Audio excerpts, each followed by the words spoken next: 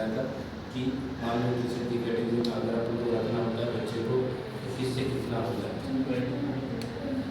12 to 13 के लिए 13.5 तक रहता है। अगर इससे ग्रो जा रही है मिड आर्म का होता है बच्चे की सेंटीमीटर में, तो वो किस में कैटेगरी में आ रहा है, ठीक है।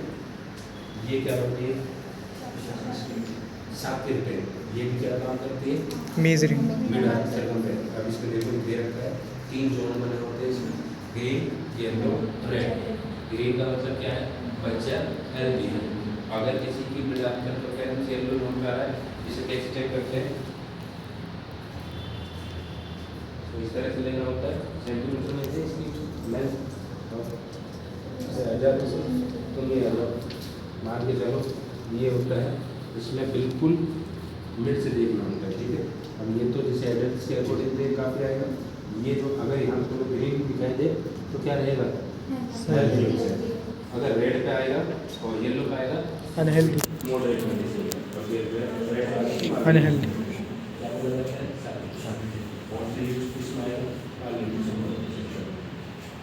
ये एक तरह से ऐसे जो कि कितने प्रकार के होते हैं तुमने अभी पढ़ाया होगा, पढ़ के आए होगा इसमें काय चिकित्सा में।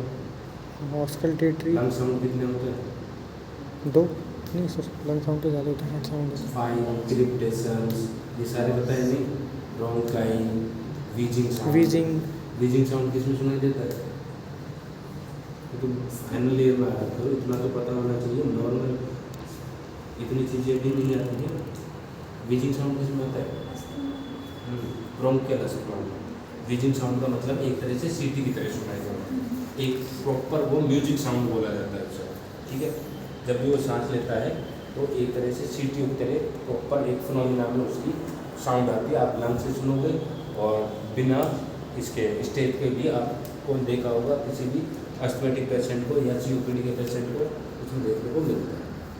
इन साउंड्स के थ्रू ही अपन डिजीज़ का डायग्नोसिस करते हैं कि किसी को एम्फाइसीमा है, किसको COPD है, किसी को केवल ब्रोंकाइटिस है।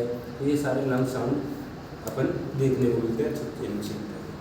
ये तो मैं एम्ब्रोलॉजी का मैंने पूरा पढ़ाई चुका था कि किस में कौन सी स्टेज में कैसे कैसे ये डिवाइडेड होगा, ठीक है।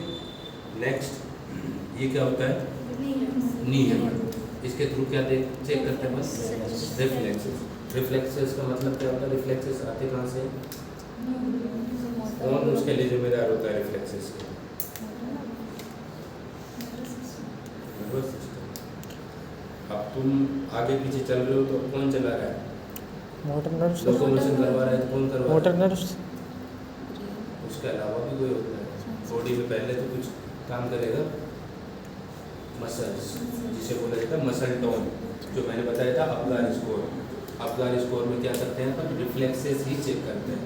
रिफ्लेक्स इम्यून सिस्टम बिल्कुल भी मैच्योर नहीं हुआ है, तो इम्यून सिस्टम जब तक मैच्योर नहीं हुआ है तो उसको जैसे ही अपन टच करेंगे तो कोई ना कोई, जैसे अपन अभी तुम यहाँ पे खड़े हो, कोई ना कोई इन्फेक्शन लेके गए, ठीक है। अगर यहाँ पे न्यूबॉर्न बेबी उसे टच करोगे तो उसे कंफर्म कोई ना कोई इन्फेक्शन होगा, और अगर इन्फेक्शन होता है तो उसे क्या बोला जाता है, और सीवियर कंडीशन में चला जाता है उसे बोला जाता है सेप्टिसीमिया, ठीक है। न्यूनेटल सेप्टिसीमिया पढ़ा। नेक्स्ट ब्लू कलर का नंबर देखो ये कितना है, बाई 22 में गेज में इसकी 22 यूनिट होती है, 22 गेज एडल्ट्स में 22 नीचे नीचे लिख रहा है, कौन सा कैनुला है किसमें यूज होगा, एडल्ट्स में। ये कितने नंबर का है, ये सर ग्रीन मार्किंग है तो कलर क्या है इसका, ग्रीन। ये किस कलर का है, Yes. कितनी साइज का है। कुल मिला के बात ये है कि इस तरह से अपन को पहचानना है, समझिए।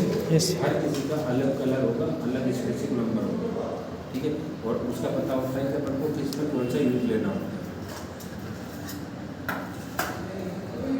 ये क्या है पल्स ऑक्सीमीटर। जब आप चेक करते हो क्या सेचुरेशन SpO2 चेक करना हो, या फिर जब अपन अपना स्कोर चेक करते हैं, तो वैसे बच्चों में ये यूज नहीं होता है। बच्चों में क्या है प्रीडक्टल पे, यानी कि उसमें यहाँ लगाया जाता है। तो उसमें तुमने देखा होगा रिसेप्टेशन की मैंने डायग्राम में दिखाया था, तो उसमें प्रीडक्टल चेक किया जाता है, ठीक है। राइट हैंड में प्रीडक्टल पे चेक किया जाता है, ठीक है, क्योंकि उसकी सीधी सप्लाई होती है ब्रेन में, ठीक है, इसलिए उसे प्रॉपर रीडिंग आ जाती है। इसके थ्रू अपन बच्चों में नहीं कर पाते, प्रॉपर रीडिंग नहीं आ पाती क्योंकि एडल्ट का। इसके थ्रू अपन क्या चेक कर रहे हैं कि बच्चे में क्या है, ऑक्सीजन सेचुरेशन कितना है, कहीं वो गैस्ट्रिक कंडीशन में या अपने की कंडीशन में तो नहीं है, रेस्पिरेटरी डिस्ट्रेस सिंड्रोम तो नहीं हो रहा है, जो भी है कोविड के टाइम पे ये भी बहुत काम आया था। क्यों?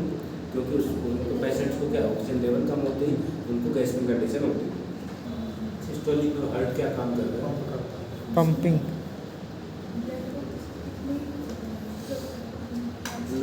सर्जन कहाँ, कौन सी वो उसके थ्रू जाता है ब्लड, जब ब्लड निकल रहा है हार्ट से, हार्ट किसके अंदर वो दे रहा है उसको, पंप किस में कर रहा है?